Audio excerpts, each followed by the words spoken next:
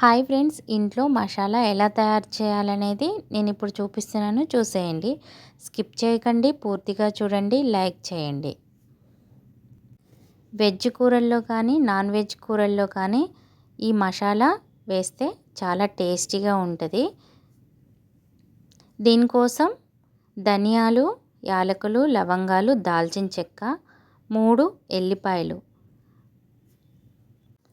తీసుకొని కళాయి పెట్టుకొని స్టవ్ మీద ఇలా దోరగా వేయించుకోవాలి. సిమ్లో పెట్టండి గ్యాస్, హైలో పెట్టద్దు. హైలో పెడితే మాడిపోయిద్ది అన్నమాట.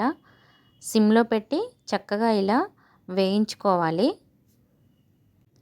15 రోజులకి సరిపడా మసాలా ఇలా తయారు చేసుకొని ఒక డబ్బాలో వేసుకొని మూత గట్టిగా పెట్టుకొని ఉంటే దీని వాసన అనేది ఎటు పోదు, మంచి స్మెల్తో ఉంటుంది.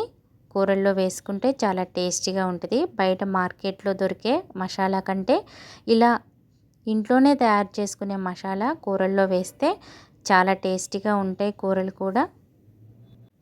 ఈ మసాలా మనం బిర్యానీలోకి కూడా వాడుకోవచ్చు, బగారా రైస్లో కూడా వాడుకోవచ్చు. Veg biryani, chicken biryani, mutton biryani, ఏ బిర్యానీలోకి అయినా సరే ఈ మసాలా వాడుకోవచ్చు. చాలా టేస్టీగా ఉంటుంది, చాలా ఘాటుగా రుచిగా కూడా ఉంటాయి వంటలు. మా వీడియోస్ చూస్తున్నారు కానీ ఎవరు లైక్ అయితే ఇవ్వట్లేదు. లైక్ ఇవ్వండి, కొత్తగా చూస్తే మాత్రం సబ్స్క్రైబ్ చేసుకోండి.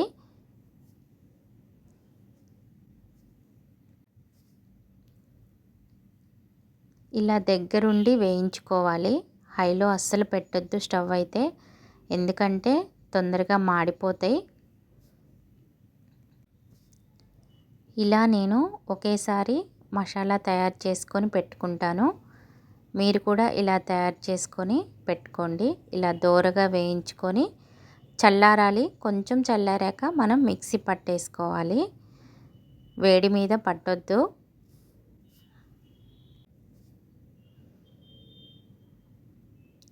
తర్వాత ఇలా చల్లారిపోయాక మిక్సీ గిన్నెలో వేసుకొని మెత్తగా పట్టేసుకోవాలి.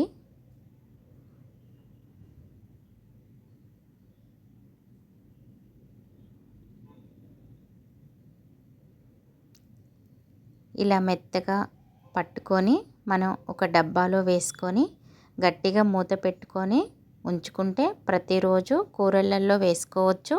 నాన్ వెజ్, వెజ్ కూరలలో వేసుకుంటే చాలా టేస్టీగా ఉంటాయి కూరలు. మా వీడియో నచ్చినట్లయితే లైక్ చేయండి, షేర్ చేయండి.